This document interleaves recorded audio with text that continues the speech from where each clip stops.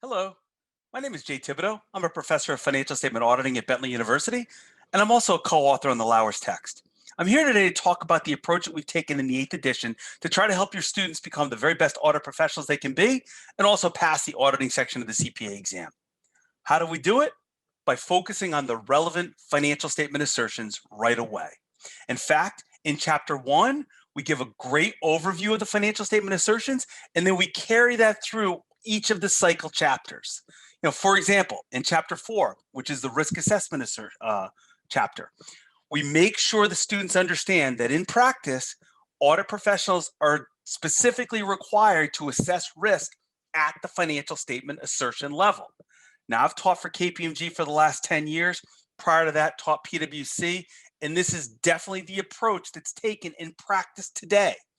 So let me show you some of the detail that we give to help you, the professor, impart this knowledge to your students. I'm going to share the screen here. I'm going to go right to chapter 4. And you'll note in chapter 4, which is the risk assessment chapter, we really do focus on risk at the assertion level. How? We use the what can go wrong approach.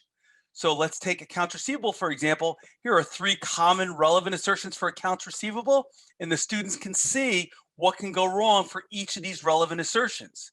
The what can go wrong is a great way, I've found, to teach the student about risk at the relevant assertion level.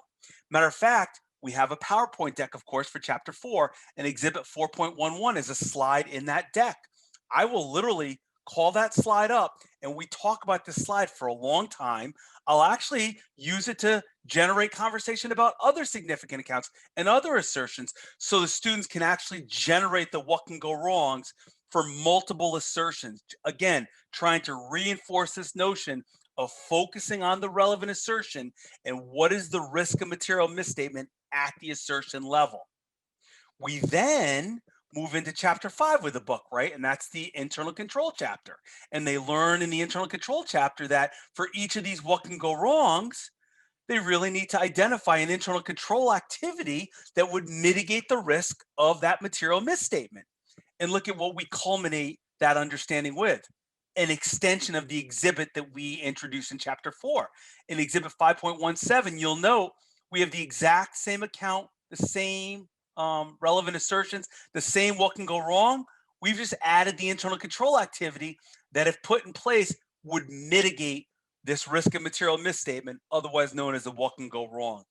Again, this is a great topic for classroom conversation. It's an extension of what they just learned in chapter 4. We then carry forward this example into the cycle chapters. Chapter 7 happens to be the cycle chapter for accounts receivable. Chapter 6 would be cash, if you want to do cash. But for now, I'm just going to skip forward to chapter 7.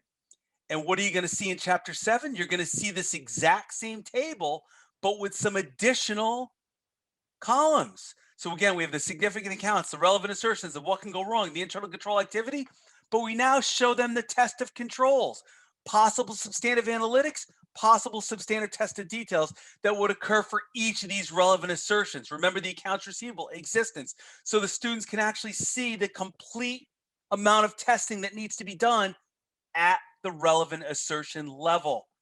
Again, let me stress, this is exactly what's happening in practice. So your students are going to go into practice, work as an audit professional, and they're going to know exactly what they're up against as a professional. Of course, it also helps in the CPA exam as well. So again, I'd be happy to talk further about this approach. If you have any questions, just get in touch with me. And I'm always interested in talking about audit education. So thank you very much and have a great day.